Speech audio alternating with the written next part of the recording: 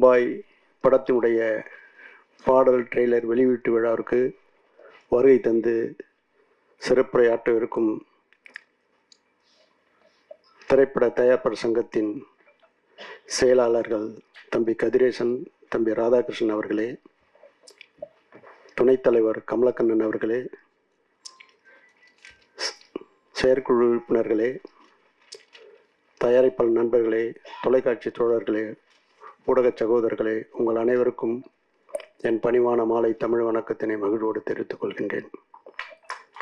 ஒரு படத்தினுடைய பாடல் வெளியிட்ட வரும்போதே எனக்கு மனசுக்குள்ளே ஒரு சொல்லனா ஒரு அதாவது அல்லவையும் நல்லையும் கலந்து என் மனசில் ஊடாடிக்கினே இருக்கணும். இந்த தயாரிப்பாளருக்கு மிகப்பெரிய வெற்றி அந்த படம் கொடுக்கணும். அவர் என்னிடம் அழைப்பு கேட்கும்போதே நான் சொன்னேன், இதுவரையிலும் எவ்வளோ செலவு பண்ணிடுறேன், கோடிகளை நிறைய சொன்னார். நான் சொன்னேன், இன்றைக்கி இருக்கிற காலகட்டத்தில் நிறைய செலவு பண்ணி எடுத்திருக்கீங்க, ஆனால் படத்தில் அந்த அளவுக்கு மிக சிறப்பான முறையில் பாடல் காட்சியும் சண்டை காட்சிகளும் எதிர்பார்ப்பும் நிறைந்த ஒரு தொகுப்பான ஒரு பண்பலைகள் இந்த முன்னோட்டத்திலும் பாடல்களிலும் தெள்ளத் தெளிவாக தெரிகிறது.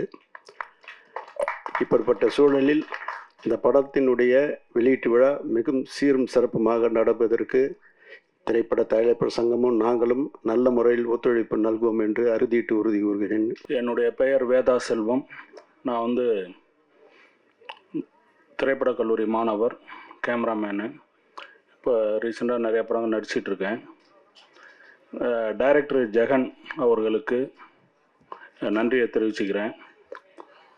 ப்ரொடியூசர் அவர்கள் சந்திரமூர்த்தி சாருக்கும் நன்றி.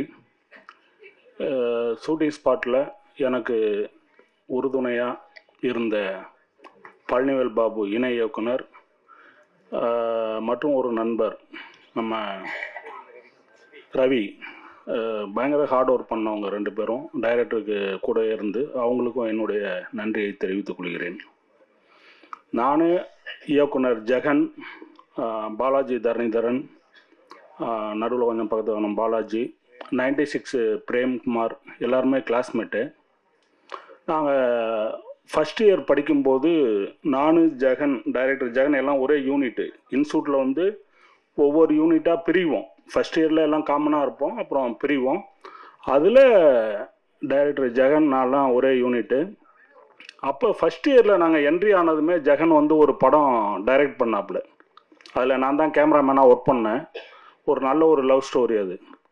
அப்போ எங்களை பார்த்த சீனியர் எல்லாருமே ரொம்ப வியந்து போனாங்க. என்னடா இவனுங்க ஒரு 2 மாதம் கூட ஆகலை, லெஃப்ட் ரைட்டு தெரியுமா என்னன்னு எதுவுமே தெரியுமான்னு தெரியல, அதுக்குள்ளே படம் ஷூட்டிங் போகிறானுங்களே அப்படின்ட்டு. அது ஒரு நல்ல லவ் ஸ்டோரி, மறக்க முடியாத ஒரு படம். ஸோ அந்த மாதிரி ஒரு துடிப்பான ரொம்ப ஆர்வமிக்க ஒரு திரைப்பட இயக்குனராக ஆகணுங்கிறதுல பெரிய ஆர்வத்தோடு இருக்கக்கூடிய ஆள் ஜெகன். ஜெகன் இந்த பட்ஜெட்டில் ஒரு நல்ல ப்ரொடியூசர் கிடச்சிருக்காரு. இந்த பட்ஜெட்டில் இந்த மாதிரி ஒரு கதையை சூஸ் பண்ணது, அப்புறம் நினச்சது மாதிரியே எடுத்து காட்டினது மிகப்பெரிய விஷயம், மிகப்பெரிய சவால் அது. நான் ஃபஸ்ட்டு இந்த படம் ஆரம்பிக்கிறதுக்கு முன்னாடி என்ன கதை என்னன்னு கேட்கும்போது நான் சொன்னேன், இந்த பட்ஜெட்டில் இவ்வளோ விஷயங்களை உங்களால் எடுக்க முடியுமான்னு தெரியல அப்படின்னு சொன்னேன். ஆனால் இன்றைக்கி எல்லாத்தையும் அதை சாதிச்சு காட்டிருக்காப்புல. நம்ம எல்லாரும் திரையில் பார்த்துருப்பீங்க. ஸோ ஜெகன், உங்களுக்கு வாழ்த்துக்கள்.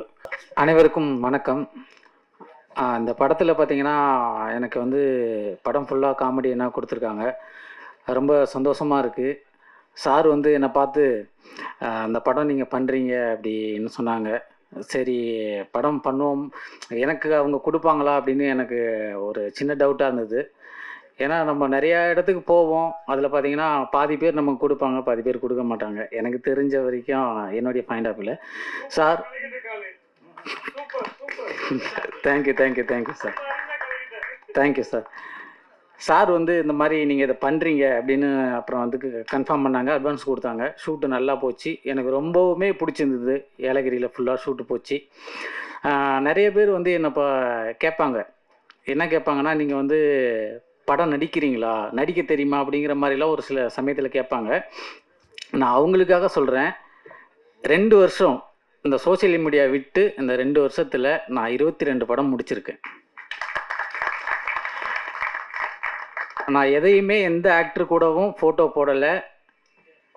கிட்டத்தட்ட நான் சினிமாவில் மெயினான நிறைய ஹீரோ கூட படம் பண்ணிட்டு தான் இருக்கேன். எல்லாம் சஸ்பென்ஸாக இருக்குது. சம்மரில் எனக்கு 7 படம் ரிலீஸ் ஆகுது.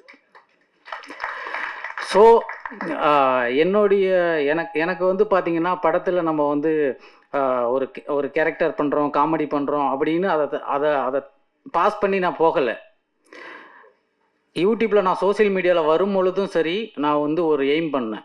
இந்த இடத்த பிடிக்கிறோம், இந்த இதை பண்ணுறோம், இந்த கண்டென்ட்டை இப்போதைக்கு பண்ணுறோம், இந்த கண்டென்ட்டை இப்படி மாற்றுறோம், பேர் மாறுமா மாற்றுவேன், இதை இப்படி கொண்டு வரலாம் அப்படிங்கிற மாதிரி தமிழ் சினிமாவில் நான் ஒரு காமெடியனாக ஒரு இடத்த கண்டிப்பாக அந்த பொசிஷனை நான் பிடிப்பேன்.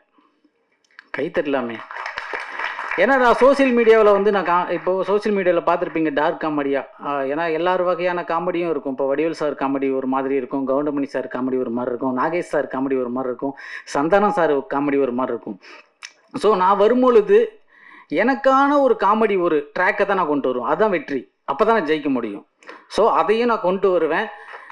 ஏன்னா சோஷியல் மீடியாவிலே என்னுடைய டார்க் காமெடி பார்த்துருப்பீங்க. அப்பா அம்மா என்ன பண்ணுறாங்க, அப்பா செத்துவிட்டார் மேடம், இறந்துட்டாரா, ஆமாம், அம்மா அண்ணா சாவலை மேடம், இது டார்க் காமெடி. ஸோ இந்த மாதிரியான காமெடிகள் தமிழ் சினிமாவில் வேணும்னா இது ஒரு வித்தியாசமான காமெடி. அவங்கவுங்களுக்கு இந்த ஆக்டரை வச்சா, இந்த காமெடி ஆக்டரை வச்சா இந்த மாதிரி காமெடி வரும், இந்த ஆக்டரை வச்சா இப்படி வரும், காத்து கருப்பு கலையை வச்சா இன்னசென்ட்டான அங்கே ஒரு டெத்து நடந்துக்கிட்டு இருந்தால் கூட அந்த இடத்த இன்னசென்ட்டாக நான் காமெடி பண்ணுவேன் டார்க்காக. ஸோ அதனால் எனக்கான ஒரு எப்படி கொண்டு போகணுங்கிறதுல நான் அதிகமாக திங்க் பண்ணிகிட்ருக்கேன். அடுத்தடுத்த படங்கள் ரிலீஸ் ஆகும்.